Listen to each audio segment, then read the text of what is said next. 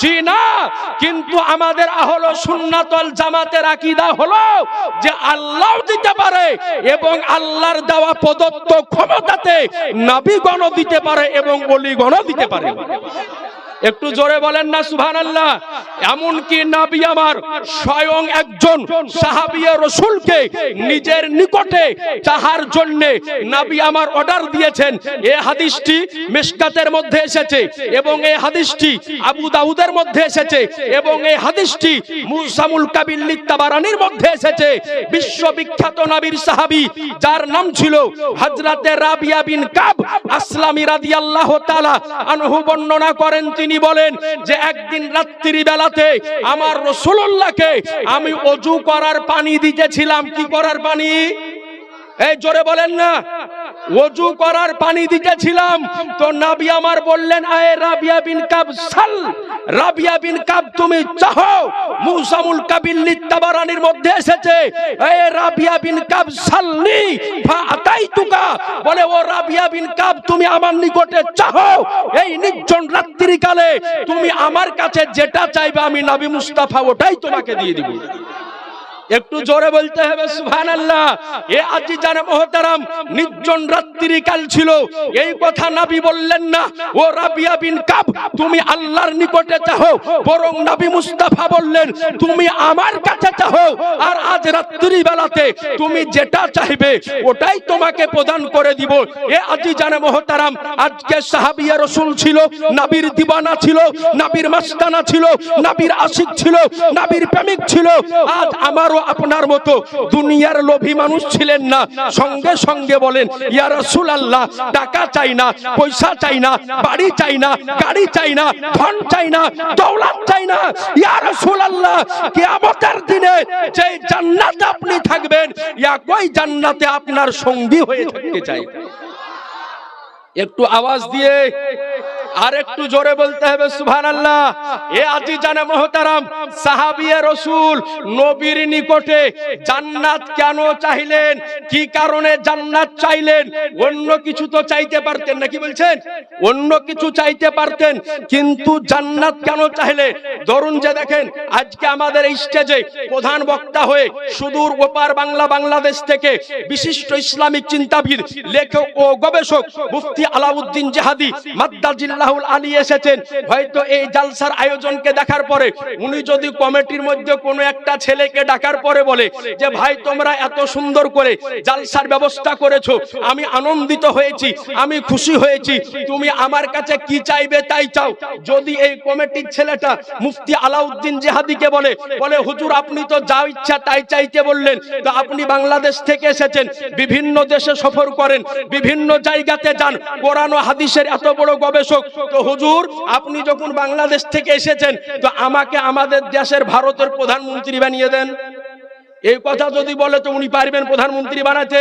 বলবে যে এটি আমার দ্বারাই সম্ভব নয়।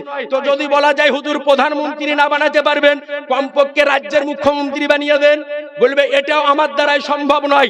কিন্তু হুজুরের নিকটে ব্যক্তিগত কোনো জিনিস যদি থাকে তাহলে ওটা যদি চাই তো ওটা উনি দিতে পারবে। তো সাহাবী রাসূল কেন আজকে জান্নাত চাইলেন? অন্য কিছু তো চাইতে পারতেন, কারণ সাহাবী রাসূলের আকীদা এটা ছিল, বিশ্বাস এটা ছিল, ধারণা এটা ছিল যে ও নবী মুস্তাফা, আজকে ও নবী কার নাম? জিনার হুকুমত আসমানে চলে, নবীর হুকুমত জমিনে চলে, নবীর হুকুমত চন্দ্রে চলে, নবীর হুকুমত সূর্যে চলে, নবীর হুকুমত পাহাড়ে চলে, নবীর হুকুমত পর্বতে চলে, নবীর হুকুমত আরশে চলে, নবীর হুকুমত ফারশে চলে, নবীর হুকুমত সমুদ্রে চলে, নবীর হুকুমত সাগরে চলে, নবীর হুকুমত মানবে চলে, নবীর হুকুমত দানবে চলে, নবীর হুকুমত শরীয়তে চলে, নবীর হুকুমত তরিকাতে চলে, নবীর হুকুমত হাকিকতে চলে, নবীর হুকুমত মারফতে চলে। এক কথায় নবী মুস্তাফার হুকুমত স্বয়ং খোদার জান্নাতে চলে মুসলমান। এ আজিজানে মুহতারাম, এই জন্য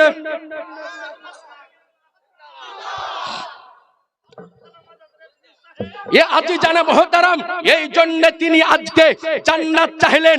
আর আমাদের আহলে সুন্নাতুল জামাতের মানুষের এটাই হলো আকীদা যে জান্নাত তৈরি করেছেন আল্লাহ, কিন্তু মালিকে জান্নাত আল্লাহ বানিয়ে দিয়েছে আমার নবী মুস্তাফাকে। এই জন্য আমার নবী মুস্তাফা মালিকে জান্নাত, নবী মুস্তাফা মালিকে জাহান্নাম। নবীকে নবীর আবার যাকে ইচ্ছা জান্নাত দান করবে, যাকে ইচ্ছা জাহান্নাম দান করবে। এই জন্য তো আমার আলা হযরত আজিমুল মারতাবাত কানজুল কারামাত জাবালুল ইস্তিকামাত চতুর্দশ শতাব্দীর মহান মুজাদ্দিদ আয়াতুম মিন আয়াতিল্লাহ মুআজিজাতুম মির রাসূলিল্লাহ সুন্নিয়ত কি জান, সুন্নিয়ত কি পহচান ইমাম আহমদ রাজা খান ফাজলে বেরলভী রাদিয়াল্লাহু আনহু বলেন, তুঝসে और जन्नत से क्या मतलब भी दूर हो, तुझसे और जन्नत से क्या मतलब भी दूर हो, हम रसूलुल्लाह के जन्नत रसूलुल्लाह की। এ আজিজানে মুহতারাম, আজ আপনার নিকটে এটাই বলতে চাই, ও রাসূলে কায়নাত সাল্লাল্লাহু তাআলা আলাইহি ওয়াসাল্লামকে আল্লাহ রাব্বুল আলামিন আমার মালিকের জান্নাত বানিয়ে দিয়েছেন। বলেন সুবহানাল্লাহ। এখন নবীকে আল্লাহ বানিয়েছেন আর নবী আমার হয়েছেন, এটি আল্লাহর নবীর ব্যাপার নাকি বলছেন? এটা আমার আপনার কিছু করার আছে নাকি? ধরেন আপনাদের এই বাহাদুরপুর গ্রামের কোন মানুষকে আল্লাহ যদি আজকে রাতের বেলাতে 1 কোটি টাকা দান করে দেয়, আমাদের চিল্লে ভেবে কাজ হবে? এই জোরে বলেন না, কোন কাজ হবে না। আল্লাহ দান করেছে, যাকে দান করেছে সে পেয়েছে, এতে আমাদের কিছু করার নাই। তো আল্লাহ আমার নবীকে জান্নাতের মালিক বানিয়ে দিয়েছে। এই কথা বললে কিছু এক কাটমোল্লার হয় আপনার দাঁত হাজা চুলকেনি। কি হয়? দাঁত হাজা চুলকানি হয়। কিন্তু একটা কথা বলে যেতে চাই, যে যাদের এই রকম দাঁত হাজা চুলকানি হয়, তাদের দাঁত হাজা চুলকানিকে ভালো করার জন্য ওলামায়ে আহলে সুন্নাতুল জামাত সুদূর বেরেলি থেকে মহলম কিনে নিয়ে আসে। একটু জোরে বলেন না, কি কিনে নিয়ে আসে? মহলম। ভালো করে হাঁচিড়ে মহলম লাগিয়ে দিলে ভালো হয়ে যাবে নাকি বলছেন? তো আজিজানে মুহতারাম ব্রাদারানে ইসলাম, তো রাসূলে কায়নাত সাল্লাল্লাহু তাআলা আলাইহি ওয়াসাল্লামকে আল্লাহ রাব্বুল আলামিন মালিকে জান্নাত বানিয়েছেন। এই জন্য আমাদের আকীদা, আমাদের বিশ্বাস যে আল্লাহ দিতে পারে এবং আল্লাহর দেওয়া প্রদত্ত শক্তিতে আমার নবী মুস্তাফাও দিতে পারে। বলেন সুবহানাল্লাহ। আজিজানে মুহতারাম, এরপর আসুন এইবার আপনাদেরকে নিয়ে যাই যে এদের আরো যতগুলি জঘন্যতম পথভ্রষ্ট এবং ভ্রান্ত আকীদা আছে, ওই সমস্ত আকীদাবলীর মধ্যে এদের একটা আকীদা হলো যে নবী মরে মাটির সাথে মিশিয়ে গিয়েছে। নাউজুবিল্লাহ বলা যাবে না? এই জোরে বলেন না। নবী মরে মাটির সাথে মিশিয়ে গিয়েছে, এটা হচ্ছে তাদের আকীদা। কিন্তু আমাদের আহলে সুন্নাতুল জামাতের আকীদা হলো যে নবী আমার সশরীরে নিজ কবরে জীবিত রয়েছে। একটু জোরে বলতে হবে, নবী আমার জীবিত না মরা? এই জোরে বলেন না। নবী আমার জীবিত। নবী আমার কেমন জীবিত একটু আপনাকে জানিয়ে দিয়ে যাই। এ আজিজানে মুহতারাম, আজ আপনার নিকটে বলি, তারা আজ কোরআন ও হাদিসের অপব্যাখ্যা দিয়ে মানুষের ঈমানকে লুণ্ঠন করে এবং মানুষের ঈমানকে চুরি করে। তাদের আকীদা হলো যে নবী মরে মাটির সাথে মিশিয়ে গিয়েছে, কিন্তু সুন্নি জামাতের আকীদা হলো নবী আমার সশরীরে নিজ কবরের মধ্যে জীবিত রয়েছে। আজ আপনাকে বলি, আজ লক্ষ্য করে দেখুন যে কোরআন শরীফের মধ্যে আল্লাহ রাব্বুল আলামিন বলেন, ওয়ালা তাকুলু লিমান ইউকতালু ফি সাবিলিল্লাহি আমওয়াত বাল আহইয়াউ ওয়ালাকিন লা তাশউরুন।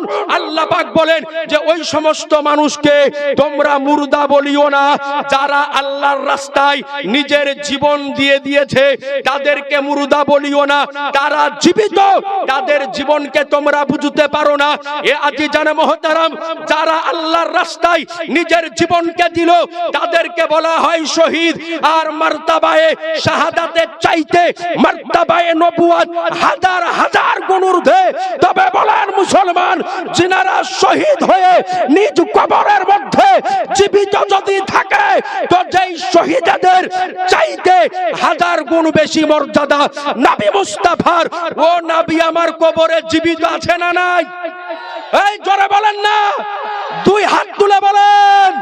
এ আজিজানে মুহতারাম, আজ জেনে রাখতে হবে, ও নবী আমার নিজ কবরের মধ্যে জীবিত রয়েছে।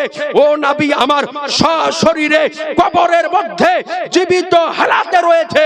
বুখারী শরীফের একটি হাদিস শরীফ আপনাকে শোনাই, যে হাদিসটি সহিহ বুখারীর প্রথম খণ্ডের আপনার 49 পেজের মধ্যে এসেছে। হাদিস বর্ণনা করতেছেন হযরত হাজম এবং হযরত আনাস ইবনে মালিক রাদিয়াল্লাহু আনহুমা, দুইজন সাহাবী মেরাজের ঘটনা বর্ণনা করতে গিয়ে তিনারা বলেন যে রাসূলে কায়নাত সাল্লাল্লাহু আলাইহি সাল্লাম বলেন যে যখন আমি মেরাজ থেকে ফেরত আসতেছিলাম, তো রাস্তাতে আমি যখন মেরাজ থেকে ফেরত আসতেছিলাম, তো আল্লাহ রাব্বুল আলামিন আমার উম্মতের উপরে 50 ওয়াক্তের নামাজ ফরজ করেছিল। কয় ওয়াক্তের? জোরে বলতে হবে। 50 ওয়াক্তের নামাজ ফরজ করেছিলেন। ওই নামাজকে নিয়ে আমি আসতেছিলাম, ইহীন অবস্থায় রাস্তায় আল্লাহর পয়গম্বর হযরতে মুসা কালিমুল্লাহর সঙ্গে আমার মুলাকাত। সুবহানাল্লাহ বলতে হবে। মুসা আলাইহিস সালামের সঙ্গে আমার মুলাকাত হলো। আল্লাহর পয়গম্বর মুসা আলাইহিস সালাম আমাকে জিজ্ঞাসা করলেন, ইয়া রাসূলুল্লাহ, আপনার উম্মতের জন্য আল্লাহ কি তৌফা দিয়েছে? তো নবী বললেন যে আমার উম্মতের জন্য 50 ওয়াক্তের নামাজ আল্লাহ রাব্বুল আলামিন ফরজ করেছেন। তো মুসা আলাইহিস সালাম বললেন, ইয়া রাসূলুল্লাহ, আপনার উম্মত এই নামাজ এদের জন্য ভারী পড়ে যাবে, বরং আপনি আল্লাহর নিকটে যান, সুপারিশ করুন, নিশ্চয় আল্লাহ কম করে দিবে। তো আমার বলার উদ্দেশ্য হলো, ও নবী মুস্তাফা ওই জায়গা থেকে আল্লাহর নিকটে গেলেন, আবার ফেরত আসলেন। টোটাল সারমর্ম হলো, ও আমার রাসূলে পাক সাল্লাল্লাহু তাআলা আলাইহি ওয়াসাল্লাম বলেন যে আমার নবী মুস্তাফা, আজকে আমার নবী মুস্তাফা বলেন যে ওই জায়গা থেকে এক নয় দুই নয়, আমি আল্লাহর নিকটে 9 বার গিয়েছিলাম।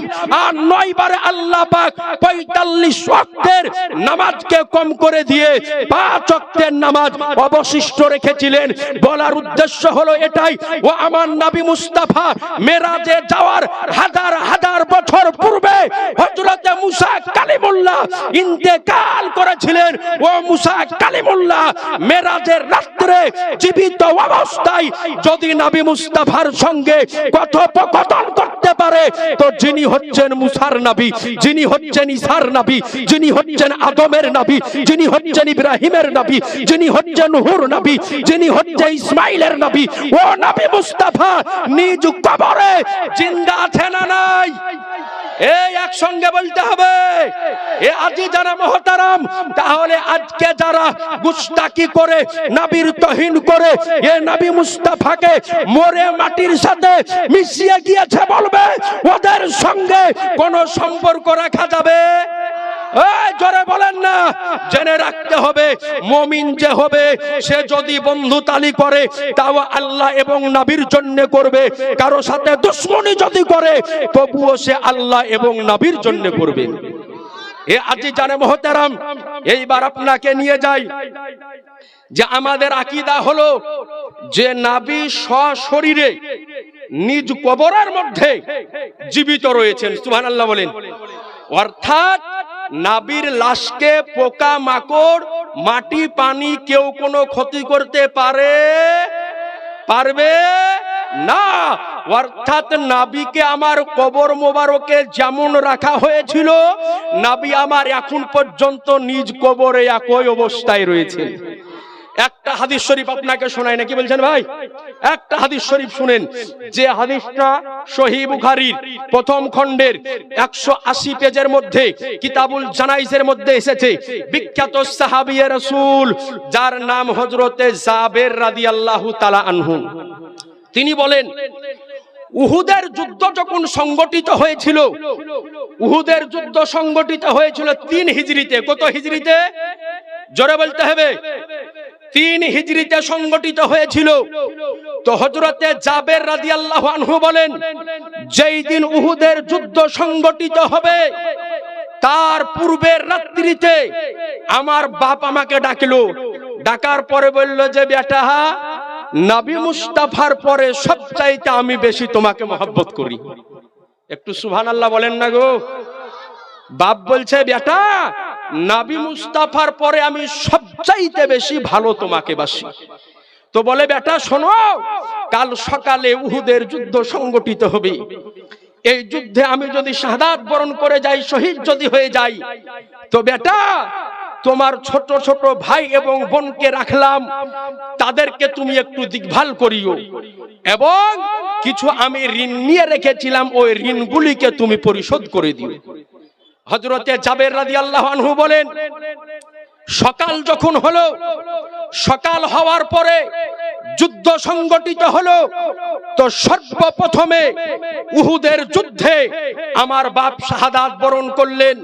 বলে আমি একটা কবরের ভিতরে আমার বাপকে আর অন্য একজনকে আমি দাফন করলাম।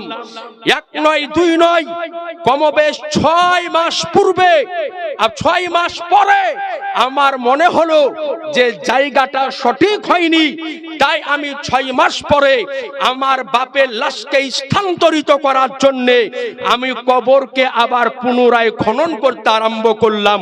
তো তিনি বলেন যে রব্বে কাবার কসম, 6 মাস পরে যখন আমার বাপের কবরকে আমি খনন করে লাশকে উঠাতেছিলাম, তো রব্বে কাবার কসম করে বলি যে 6 মাস পূর্বে আমার বাপকে কবরে যেমন রেখেছিলাম, এখন পর্যন্ত আমার বাপ কবরে একই হালাতে রয়েছে।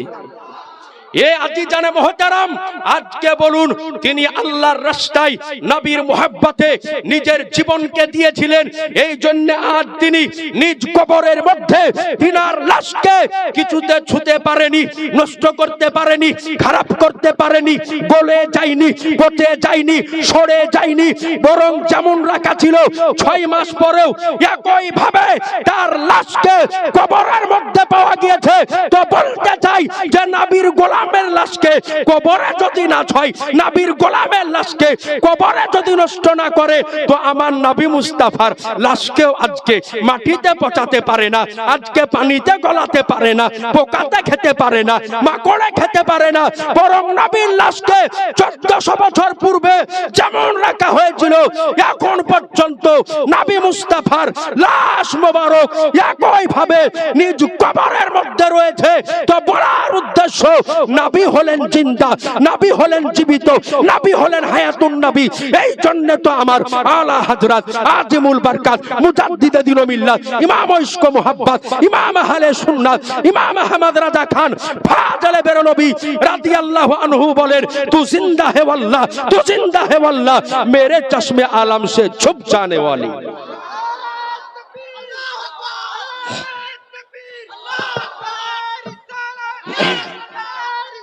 या रसूल अल्लाह, या अली,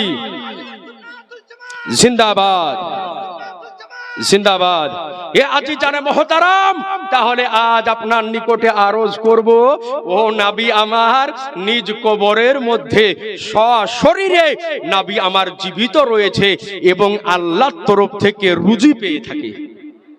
এই জোরে সুবহানাল্লাহ বলতে হবে, আর একটু জোরে বলেন না সুবহানাল্লাহ। সশরীরে নবী আমার নিজ কবরের মধ্যে জীবিত রয়েছে। মিশকাতের হাদিসের মধ্যে এসেছে, হযরতে আবু দারদা রাদিয়াল্লাহু আনহু বর্ণনা করেন, ওয়া আন আবি দারদা قال قال رسول الله صلى الله تعالى عليه وسلم ان الله حرم على الارض ان تقول اجساد الانبياء فنبي الله حي يرزقون। হযরতে আবু দারদা রাদিয়াল্লাহু তাআলা আনহু বর্ণনা করেন যে নবী আমার বলেছেন যে আম্বিয়ায়ে কেরামদের শরীরকে মাটি খেতে পারে না, বরং তারা জীবিত এবং আল্লাহর তরফ থেকে রুজি পেয়ে থাকে। তাহলে বলেন মুসলমান, আজ আমার আপনার কে যদি মাটি দিয়ে দেওয়া হয়, তো 10 দিন 15 দিন 20 দিন পরে যদি কবরকে খনন করা হয়, তো আমাদের লাশ পচে শেষ হয়ে যায় না, কি বলছেন? যদি একটু অবশিষ্ট থাকে তোর কাছে ভিড়া যায় না, এত দুর্গন্ধ বের হবে। কিন্তু নবীর লাশকে কিছুতে ছয় নাই। তাহলে বলেন মুসলমান, আমাদের মধ্যে আর নবীর মধ্যে পার্থক্য আছে না নাই? এই জোরে বলতে হবে। কিন্তু আজ বর্তমান সময় কিছু জ্ঞান পাপী আজকে কোরআন ও হাদিসকে পড়ে অপব্যাখ্যা করে ইসলামিক লেবাস পরে আজকে নবীকে আমাদের মতো বলে সাধারণ মানুষের কাতারে দাঁড় করাতে চাইতেছে। আজকে নবীকে টেনে হিচড়ে নিয়ে এসে আমাদের আজকে মানুষের কাতারে দাঁড় করাতে চাইতেছে। আজ আপনাদের সামনে বলতে চাই যে আজ ও নবী মুস্তাফা হচ্ছে আমাদের প্রাণের চাইতে প্রিয়, আমাদের জানের চাইতে প্রিয়। আজকে কোন ব্যক্তি যদি আমাদের টুপিকে খুলে নেয় কোনো অসুবিধা নেই, পাঞ্জাবি যদি খুলে নেয় কোনো প্রবলেম নেই, আমাকে যদি গালি দেয় কোনো প্রবলেম নেই, আমার বাপকে যদি গালি দেয় কোনো প্রবলেম নেই, আমার মাকে যদি গালি দেয় কোনো প্রবলেম নেই।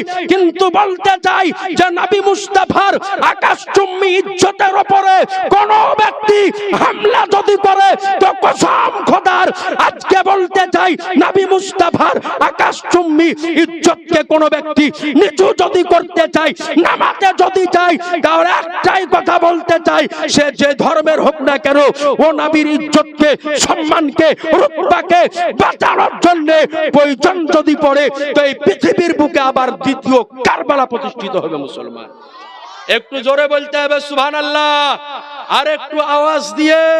এ আজি জানে মোহতারাম, আজকে তারা নবীকে টেনে এনে সাধারণ মানুষের কাতারে আপনার দাঁড় করাতে চাইতেছে। আজ আপনার নিকটে আরজ করি, ও নবীকে আমার আল্লাহ বেমিসাল করে, আজকে তুলনাহীন করে, মহামানব করে এই পৃথিবীর বুকে আল্লাহ রাব্বুল আলামিন আমার নবী মুস্তাফাকে প্রেরণ করেছেন। অর্থাৎ নবীর মতো করে আল্লাহ পাক পৃথিবীর বুকে কাউকে প্রেরণ করেননি, আর কিয়ামত পর্যন্ত কাউকে প্রেরণ করবে না। মুসলমান এ আজি জানে মোহতারাম ব্রাদারেন ইসলাম, একটু পূর্বে সুদূর বাংলাদেশ থেকে আগত মুফতি আসাদুজ্জামান জিহাদি হুজুর বলতেছিলেন যে আজকে তারা বলে নবী আমাদের মতোই মানুষ। আজ আপনার নিকটে আরজ করতে চাই, নবীকে আমাদের মতো কোনোদিন কোন সাহাবী বলেননি, নবীকে আমাদের মতো কোন সাহাবায়ে কেরাম এই উক্তি দেননি যে নবী আমাদের মতো। শুধু আমাদের নবী নয়, বরং যতজন নবী রাসূল এই পৃথিবীর বুকে এসেছে, যখনই তিনারা কালেমার ইসলামের দাওয়াত নিয়ে মানুষের নিকটে গিয়েছে তো বিধর্মীকেরা, মুশরিকরা, ইহুদিরা বলেছে যে তুমি আমাদের মতোই খাও, আমাদের মতোই চলো, আমাদের মতোই বলো, তো তুমি তো আমাদের মতোই মানুষ। তাহলে বোঝা গেল যে নবীকে আমাদের মতো বলা এটা হচ্ছে কাফেরদের আকীদা, নবীকে আমাদের মতো বলা এটা হচ্ছে মুশরিকদের আকীদা, নবীকে আমাদের মতো বলা এটা হচ্ছে ইহুদিদের আকীদা। কিন্তু নবীকে আমাদের মতো না বলা এটা হচ্ছে সাহাবীদের আকীদা। মুসলমান বলেন আমরা ওহাবীদের আকীদা মানবো না সাহাবীদের মানবো? জোরে বলতে হবে। সাহাবীদের আকীদা মানবো। আজ আমি বলতে চাই যে সারা পৃথিবীতে যতগুলি হাদিস শাস্ত্রের কিতাব রয়েছে, একটা হাদিসের কিতাব থেকে যদি দেখিয়ে দিতে পারো যে কোন সাহাবী নবীকে বলেছেন যে আপনি তো আমাদের মতোই মানুষ, একটা হাদিস শরীফ যদি দেখিয়ে দিতে পারো তো কসম খোদার আজকে তওবা করে তোমার দলে হয়ে যাব। আজ এই স্টেজের উপর থেকে চ্যালেঞ্জ সহকারে বলতে চাই যে পূর্বে কারো পক্ষে নবীকে আমাদের মতো প্রমাণ করা সম্ভব হয়নি, আর কিয়ামত পর্যন্ত কারো পক্ষে সম্ভব হবে না। মুসলমান একটু জোরে বলতে হবে সুবহানাল্লাহ। এ আজিজানে মোহতারাম, নবী তো আমাদের মতো মানুষ নয়, শুধুমাত্র তারা কোরআন শরীফ থেকে একটা আয়াত দেখায় যে কুল ইন্নামা আনা বাশারুম মিসলুকুম ইউহা ইলাইয়া, যে হে হাবিব আপনি বলুন আমি তোমাদের মতোই মানুষ, আমি তোমাদের মতোই বাশার, কিন্তু আমার উপরে ওহী নাজিল হয়, তোমাদের উপরে হয় না।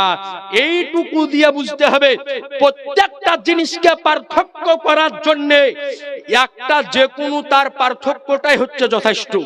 যেমন আপনাকে আমি ছোট্ট একটা উদাহরণ দিয়ে বলি, যেমন দেখুন গ্রামে আমরা একটা মসজিদ তৈরি করি, মসজিদ যখন তৈরি করি তার জন্য ইটের দরকার হয়, বালির দরকার হয়, পাথরের দরকার হয়, রডের দরকার হয়, সিমেন্টের দরকার হয়, পাথরের দরকার হয়, মিস্ত্রির দরকার হয়, লেবারের দরকার হয়, এবং ওই একই ইট দিয়ে, একই পাথর দিয়ে, একই আজকে মিস্ত্রি দিয়ে, একই রড দিয়ে, একই বালি দিয়ে, একই লেবার দিয়ে, একই মশলা দিয়ে আমরা একটা বাড়িও তৈরি করি।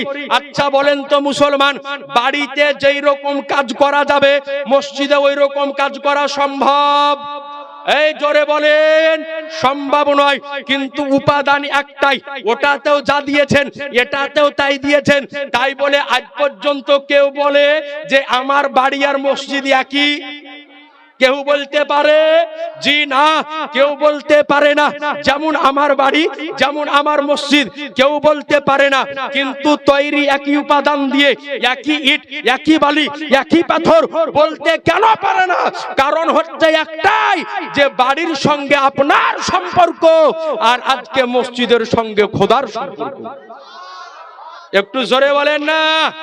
তাহলে বোঝা গেল যে জিনিস যদি একই দেখতে হয় তার মানে এটা নয় যে সে তার মতো হয়ে যায়। তো আমরা এটা মানি যে নবী হচ্ছেন বাশার, নবী হচ্ছেন বাশার, কিন্তু আমারও আপনার মতো আম বাশার নয়, নবী হচ্ছেন আফজালুল বাশার। একটু জোরে বলেন না সুবহানাল্লাহ। এখন যদি কোন আজ এই লাহাবি, যাদের নাম নিতে ভালো লাগে না, নাম নিয়ে বলি না, আজ যদি বলে কিছু লাহাবি, আপনাদেরকে একটা লোকের নাম বললে সবাই চিনবেন, বর্ধমান বাড়ি পেটমুটাকে, আর একটা নাম বাড়াইছে কি বলে? ডাবজোর না, সবাই জানেন। এত বড় পাগলা বেকুব পৃথিবীতে আছে, ছাত্র জীবনে ডাব চুরি করে ছড়ে আবার স্টেজ উঠে গাইছে। এত বড় পাগলা পৃথিবীর বুকে আছে। ওলামায়ে কেরাম বসে আছেন স্টেজের নিচে এবং উপরে, সকলেই জানে যে চুরি করাও পাপ আর চুরির কথা লোকের সামনে বলাও পাপ। তো কত বড় বেকুব ছাত্র জীবনে আজকে চুরি করেছে ডাব, তারপর আবার স্টেজের উপরে বডি ফুলিয়ে বলছে। ইয়ার মতন গোপাল ভাঁড় পৃথিবীর বুকে আছে? পাকা গোপাল ভাঁড়, ইয়ার মতো পাগল আর ইয়ার মতো ছাগল পৃথিবীর বুকে আর কেউ নাই। হয়তো ছাত্র জীবনে কিছু হয়ে গিয়েছে, ওটা পাবলিকের সামনে বলার কি দরকার? আর আরেকটা আজকে বলতে তো হয় না, ওর বাড়ি হচ্ছে কলকাতা, ওর নাম হচ্ছে মমতাজুল, চিনেন না? ওর নাম হলো মমতাজুল। ই হচ্ছে আধলা কানা। কি কানা? আধলা কানা। দেখবেন যার দুই চোখ কানা হয় তো ও একটু ভালো হয়, আর যার এক চোখ কানা হয় একটু বদমাশ বেশি হয় না? যার এক চোখ কানা হয় একটু বদমাশ বেশি হয়। তো ই হচ্ছে এক চোখ কানা, আধলা কানা। এই আধলা কানা বলতেছে যে কবে ছাত্র জীবনে সিনেমা দেখতে গেছে, ওটাও স্টেজে গাইছে। জি, ওটাও স্টেজে গাইতেছে। নাকি নারায়ে তাকবীর, নারায়ে রিসালাত, মাসলাকে আলা হযরত, উলামায়ে আহলে সুন্নাত, উলামায়ে আহলে সুন্নাত, মুফতি আলাউদ্দিন জাহাদি সাহেব কিবলা। নারায়ে তাকবীর, নারায়ে রিসালাত। আরে দেখো দেখো কোন আয়া, বলো সুন্নিयों का शेर आया। देखो देखो कौन आया, देखो देखो कौन आया, देखो देखो कौन आया।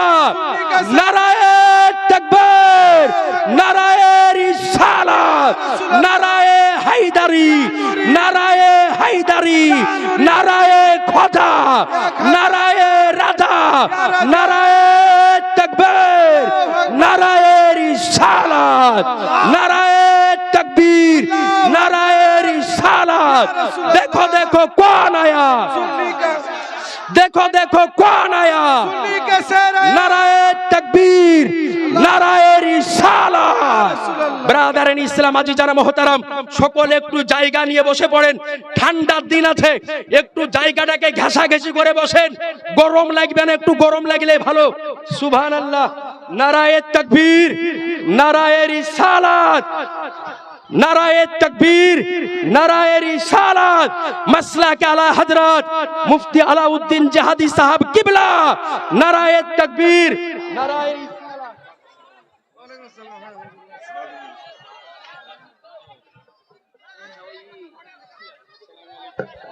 বসে পড়েন, সকলে বসেন, বসেন, জায়গা নিয়ে বসে পড়েন। এই দেখেন ব্রাদারান ইসলাম, আজকে সুন্নিয়াতের শের বাতিলের জন্য ভূমিকম্প। হযরতুল আল্লামা মাওলানা মুফতি আলাউদ্দিন জাহাদি সাহেব কিবলা স্টেজের উপরে আজকে উপস্থিত হয়ে গিয়েছেন।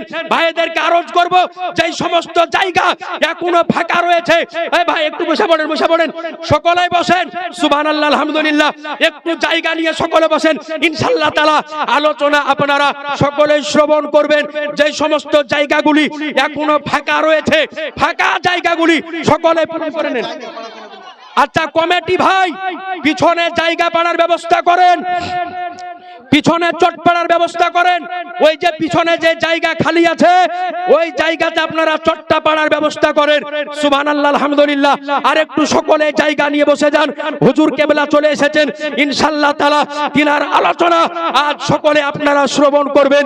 সুন্নিয়াতের শের আজকে বাতিলের জন্য ভূমিকম্প, বাতিলদের আতঙ্ক, যিনি আজকে পার বাংলা সহ ওপার বাংলা সমস্ত জায়গাতে বাতিলদের যিনি দাঁত ভাঙা জবাব দিয়ে ওয়াজের ময়দানে আজকে স্টেজের উপরে সহ মুনাজারার স্টেজে যিনি সারা জীবন বাতিলদেরকে চ্যালেঞ্জ করে আজকে সুন্নিয়াতের শান এবং নবী মুস্তাফার আজকে শানের কথা বর্ণনা করেন, তিনারই নাম মুফতি আলাউদ্দিন জাহাদি। একটু জোরে বলেন না সুবহানাল্লাহ। ব্রাদারান ইসলাম, আজি জানা মহতারাম, একটু সকলে আপনারা বসে পড়েন, একটু বসেন। এই দেখেন সুবহানাল্লাহ, আলহামদুলিল্লাহ।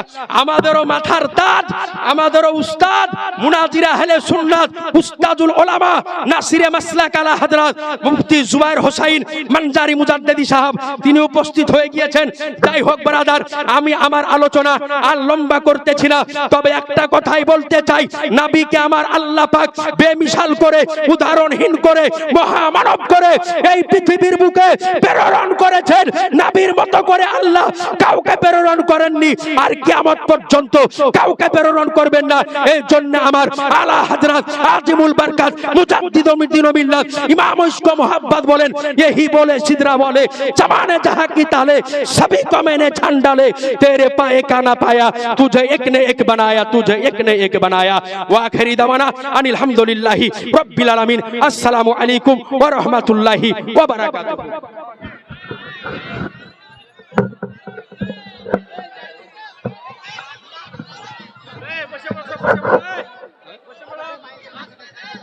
কেমন করে লাগাবো, এভাবে থাকবে, অসুবিধা নেই।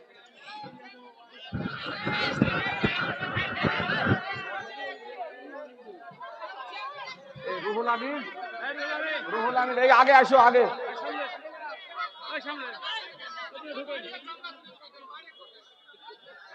মুশাররফ, এ মুশাররফ, রুহুল আমিন তুমি আগে আসো, আগে সিরাজুলকে আগে বসতে দাও তো, একটু একটু সামনে, একটু রুহুল আমিনকে সামনে বসতে দাও।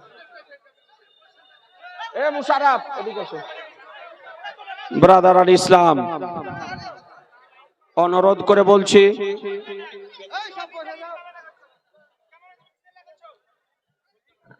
একটু দয়া করে যে ভাইরা ইউটিউবার এসছেন, আমি তাদেরকে অনুরোধ করছি, ভাই বিরক্ত করিয়েন না, মোবাইল চালু করে দিয়ে বসে যান, মোবাইল চালু করে দিয়ে বসে যান। যে ইউটিউবেরা দাঁড়িয়ে আছেন, যে এ বাবুরা, অনুরোধ করে বলছি, বাবু বসে যাও, বাপু সোনা, আচ্ছা দাঁড়াও একটু ধীরে স্থির। বাঁ হাতে যারা আছো, বাঁ হাতে যে সমস্ত যুবকেরা দাঁড়িয়ে আছো, তাদেরকে বলছি একটু জায়গা নিয়ে বসে যাও। আর বসার জায়গা থাকলে দয়া করে একটু বসে পড়ুন, একটু যা বসার জায়গা থাকলে বসে পড়ুন, অনুরোধ করে বলছি কর জোড়ে, একটু দয়া করে বসে পড়ুন। আর যারা জালসা পরিচালনার দায়িত্বে রয়েছেন, তাদেরকে আমি অনুরোধ করছি যে বসার জায়গা না থাকলে একটু বসার ব্যবস্থা করে দেন, বসার যদি জায়গা না থাকে বসার ব্যবস্থা করে দেন। আর যারা সামনে দাঁড়িয়ে আছেন একটু বসে পড়ুন, ভাই অনুরোধ করে বলছি প্লিজ একটু দয়া করে বসে পড়ুন। আপনাদেরকে অনুরোধ করে বলছি, এই জালসার শান্তি শৃঙ্খলা বজায় রাখা আপনাদের নৈতিক দায়িত্ব, সামাজিক দায়িত্ব, ধর্মীয় দায়িত্ব। বাংলাদেশ থেকে আমাদের আগত বক্তা মঞ্চে এসে চলেছে। এটা কোনো আদায়ের জালসা নয়, এটা কোনো চাঁদার জালসা নয়, টাইম পাস করা জালসা নয়। ওনাকে নিয়ে আসা হয়েছে কেন? আজকে এলাকার ছেলেরা, এলাকার মানুষেরা নিয়ে এসেছেন একটু কোরআন ও হাদিসের আলোকে ঈমান ও আকীদার আলোচনা শোনার জন্য। সুতরাং আপনাদের চাহিদা মোতাবেক একেবারে রাত্রির শুরু অংশে বক্তা নিয়ে এসে হাজির করে দেওয়া হয়েছে। টাইম পাস করব মনে করলে অনেক টাইম পাস করা যেত, কিন্তু না, একেবারে 8টা 8:30 হয়তো বাজছে এখন, একেবারে নিয়ে এসে হাজির করে দেওয়া হয়েছে। আপনাদের জান ভরে আপনারা শোনেন, শোনার জন্য নিয়ে আসা হয়েছে, আপনারা শোনেন। এই জন্য বলছি একটু দয়া করে বসে পড়ুন। এই বাম হাতের বাবুরা একটু বসো না বাপু, একটু বসে যাও বাপু, সোনা আমার, একটু বসে পড়ো। অনুরোধ করে বলছি, যারা জালসা পরিচালনা করছেন, যারা জালসা পরিচালনার দায়িত্বে আছেন, আমি তাদেরকে অনুরোধ করছি একটু এসে যারা দাঁড়িয়ে আছে তাদেরকে বসার একটু ব্যবস্থা করে দেওয়ার জন্য। এই ডান হাতে যারা দাঁড়িয়ে আছো বসে যাও। এই মাওলানা আখতারুল, তুমি উপরে চলে এসো। যারা মঞ্চে তালেবে ইলম যদি থাকো তো বাপু তোমরা সামনে চলে এসো, ওলামাদেরকে বসার ব্যবস্থা করে দাও। আর আমি বহু ইউটিউবার এসছেন, আমি তাদেরকে অনুরোধ করছি এই মোবাইলগুলো যাদের উঁচু করা আছে একটু নিচু করে দেন না, এদের একটু দেখতে সুবিধা হবে। 1 মিনিট আপনারা কিছু বলিয়েন না, 1 মিনিট আমাকে সাইজ করতে দেন, একটু সাইজ করে নি, তারপরে বক্তাকে লাউড স্পিকার দিয়ে দেবো।